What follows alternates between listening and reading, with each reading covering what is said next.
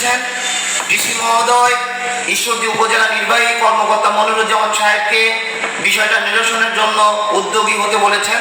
তিনিও উদ্যোগী হয়ে আমাদের এই আন্দোলনের যে সমস্ত প্রথম সারির নেতৃবৃন্দ আছেন তাদের সঙ্গে কথা বলেছেন, সমঝোতায় বসবেন।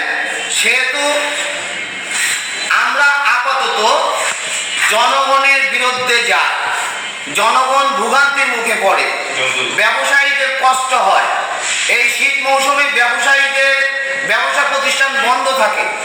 ঈশ্বরদী শিল্প বণিক সমিতির পক্ষ থেকে আমরা এই ধরনের কোনো আন্দোলন সংগ্রামে থাকবো না।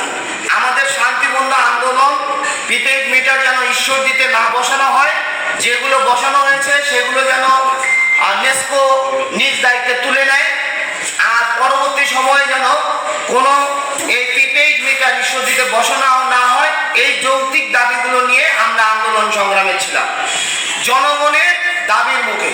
কিন্তু জনগণকে ভোগান্তির মধ্যে রেখে 24 তারিখে যে আন্দোলনের ডাক দেওয়া হয়েছে, এই আন্দোলনে কে বা কারা ডাক দিয়েছেন তাদের সঙ্গে আমাদের কোনো সম্পৃক্ততা নাই। ঈশ্বরদী শিল্প বণিক সমিতি এই আন্দোলনের সঙ্গে নাই, ঈশ্বরদী বাজারের কোনো ব্যবসায়ী এই আন্দোলনের সম্পৃক্ত থাকবে না, এই আহ্বান আমি জানাই। ধন্যবাদ সবাইকে।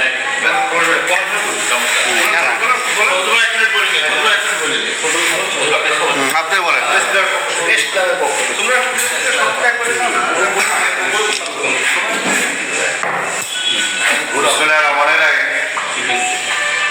আমরা বিগত কিছুদিন যাবৎ দেখছি এই প্রিপেড মিটার নিয়ে ঈশ্বরদী ব্যবসায়ী মহল, সাংবাদিক মহল, সামাজিক বিভিন্ন সংগঠনের পর্যায়ের লোকজনগুলো এই প্রিপেড মিটার না বসানোর জন্য নেসকোর সাথে বারবার বৈঠক করছে।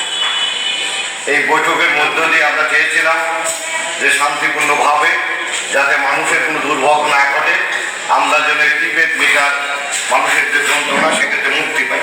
কিন্তু বিষয়টা ধীরে ধীরে এমন একটি পর্যায়ে গিয়েছিল, সেই পর্যায় থেকে আমরা কিন্তু খারাপের দিক থেকে আমরা পুনরায় কিন্তু সেটাকে সুন্দরভাবে সামনের দিকে এগিয়ে নিয়ে আসি। তার উদাহরণস্বরূপ আমি বলতে পারি, যারা এই প্রিপেড মিটারের নেতৃত্বে আছে তারা ইতিমধ্যে ইউনো সাহেব, ডিসি সাহেব, ওসি সাহেব তাদের সাথে বারংবার বৈঠক করেছে এবং বৈঠকে কিন্তু একটা রেজাল্ট আসার সম্ভাবনা আছে। ডিসি সাহেব, ইউনো সাহেবকে একটা গুরুত্বপূর্ণ দায়িত্ব দিয়েছেন, যারা এই আন্দোলনের সাথে সম্পৃক্ত আছে তাদের নেতৃবৃন্দর সাথে প্রশাসন এবং ইউনো সে বসে এবং নেসকোর নেতৃবৃন্দর সাথে বসে একটা সুন্দর সমাধানে আসার জন্য। আমার কথা যেহেতু আমরা যদি সুস্থভাবে একটা সুন্দর সমাধান আনতে পারি সেটাই আমাদের কাম্য। কিন্তু আমরা যেটা দেখতে পাচ্ছি কে বা কারা কতিপয় আন্দোলনের সাথে ছুরিকাঘাত করে তারা ব্লকে হরতাল এ ধরনের বিভ্রান্তিমূলক কিছু তথ্য মাইকিং এর মধ্য দিয়ে প্রচার করছে, কর্মসূচি দিচ্ছে। এটার সাথে আমি মনে করি আমরা সাংবাদিকরা প্রেস ক্লাবের সাধারণ সম্পাদক বলতে পারি এই সাংবাদিকরাও এর সাথে কোনো সম্পৃক্ততা থাকবে না এবং আমরা পলিটিশিয়ান যারা আছেন তারাও এর সাথে থাকবে না। একজন ব্যক্তির নেতৃত্বে এইভাবে কোনো সিদ্ধান্ত হতে পারে না। ঈশ্বরকে যদি কোনো চূড়ান্ত সিদ্ধান্ত নিতেই হয়, যেটা আমরা বারংবার নিয়েছি, স্টেশনের ট্রেন থামিয়েছি, আমরা সিএনসিটি থামিয়েছি, আমরা ঢাকাগামী ট্রেনগুলোকে যেভাবে আটকিয়ে আমরা 10 মিনিট বা আধা ঘন্টা একটা সিস্টেম করেছি। আর এই ধরনের একটা এই ক্ষুদ্র একটা বিষয়কে নিয়ে কেন ব্লকেট হতে হবে, কেন হরতাল হতে হবে? আমার মনে হয় নেসকো প্রশাসন আমরা যদি বুঝতে পারি ইনশাআল্লাহ এটা হবে। যে ডাকছেন তার দায়িত্বে তিনি ডাকছেন, এই টোটাল দায়িত্বটি তাকেই বহন করতে হবে। ঈশ্বরদীতে আমরা যারা আছি আমরা এই দায়িত্বটি বহন করবো না, আমরা প্রশাসনে বলবো, আপনারা আপনাদের মতো ব্যবস্থা নেবেন। ধন্যবাদ সবাইকে। আসেন এদিকে একটু দূরে আসেন, আলম ভাই একটু দূরে আসেন, দাঁড়ান ভাই দাঁড়ান।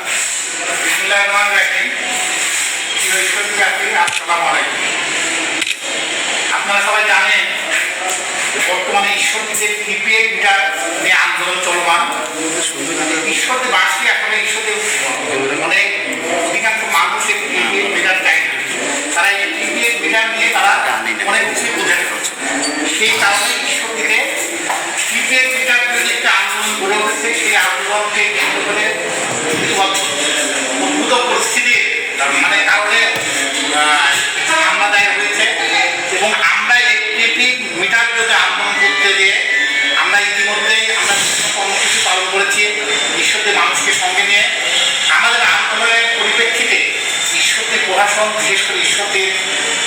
উপজেলা নির্বাহী মহোদয় আমাদের আন্দোলনে সাড়া দিয়ে উনি অত্যন্ত আমাদের আন্দোলন সহানুভূতিশীল এবং তারই পরিপ্রেক্ষিতে উনি আমাদের এই ঈশ্বরদীতে সম্মিলিত নাগরিক দলের নেতৃবৃন্দের সঙ্গে নিয়ে গত বৃহস্পতিবার পাবনা জেলা প্রশাসক মহোদয়ের সঙ্গে আমাদের একটি বৈঠক অনুষ্ঠিত করে দেয়।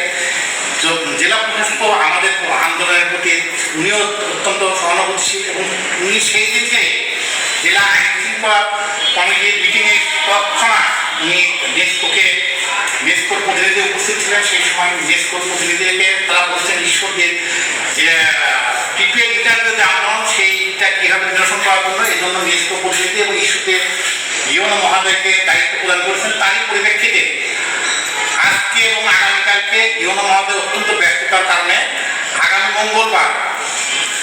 আগামী মঙ্গলবার সকাল 11টার সময় চতুর্পক্ষীয় এক বৈঠক অনুষ্ঠিত হবে। সেখানে উপজেলা প্রশাসন, পুলিশ প্রশাসন, নেসকো কর্তৃপক্ষ এবং আন্দোলনকারী যারা আমরা আছি আন্দোলনকারীর সঙ্গে যারা সংশ্লিষ্ট সেই নেতৃত্বের সঙ্গে নিয়ে একটি বৈঠক অনুষ্ঠিত হবে।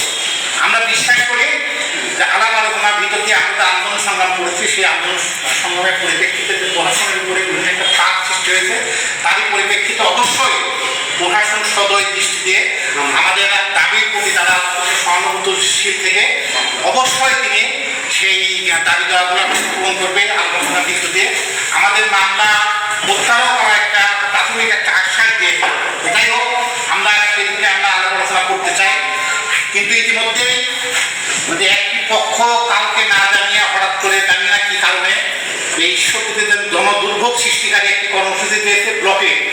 আসলে আপনারা জানেন যে গত কয়েকদিন পূর্বে স্বৈরাচারী হাসিনার রায়কে কেন্দ্র করে ওই পতিত স্বৈরাচারের দোসররা কিন্তু দেশকে অস্থিতিশীল পরিবেশের সৃষ্টি করতে চায়।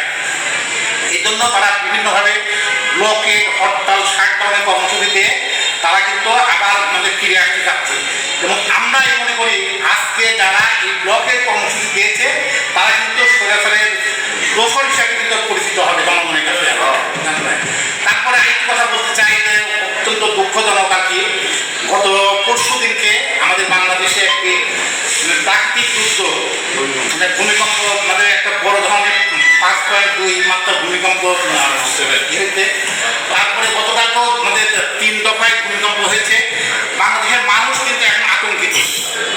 এখন এই আতঙ্কের মধ্যে একটা শঙ্কা কাজ করতে প্রত্যেকটি মানুষের মধ্যে কিন্তু আমরা কিন্তু সবাই দোয়া করি মহান রাব্বুল আলামিনের কাছে, মহান রাব্বুল আলামিন আমাদেরকে ইবাদত করুন, আমরা আমাদেরকে মাফ করে দিন। আমরা কিন্তু মহান রাব্বুল আলামিনের কাছে সবাই কিন্তু এখন কিন্তু প্রার্থনা ইবাদত করছি যে এই মুহূর্তে ব্লকের কর্মসূচি অবশ্যই গণদুর্ভোগ সৃষ্টি করবে এবং মানুষকে মানুষের মধ্যে আরো সন্তান করবে। তাই আমরা এই কর্মসূচির সঙ্গে আমরা ঈশ্বরদীর মানুষ না, ঈশ্বরদীর বিভিন্ন সম্মানিত নাগরিক দল, বিভিন্ন বিহারী সংগঠন আছে, তারা এই আন্দোলনের সঙ্গে না এখানে উপস্থিত আছেন। আপনারা দেখছেন যে সবাই এখানে উপস্থিত আছেন। আমরা আপনাদেরকে বলবো আপনারা অত্যন্ত শান্তিপূর্ণভাবে আপনারা আপনাদের স্বাভাবিক জীবনযাত্রা আপনারা প্রমাণ রাখবেন এবং আগামী মঙ্গলবার পর্যন্ত আমরা আমাদের কর্মসূচি আমরা সমস্ত কর্মসূচি আমরা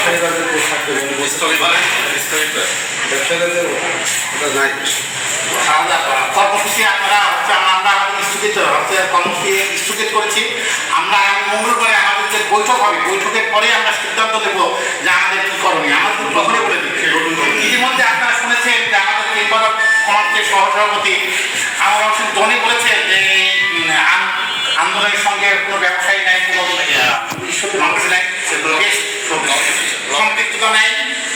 ঈশ্বরদী প্রেস ক্লাবের সাধারণ সম্পাদক রহমান বলেছেন যে এই আন্দোলনের সঙ্গে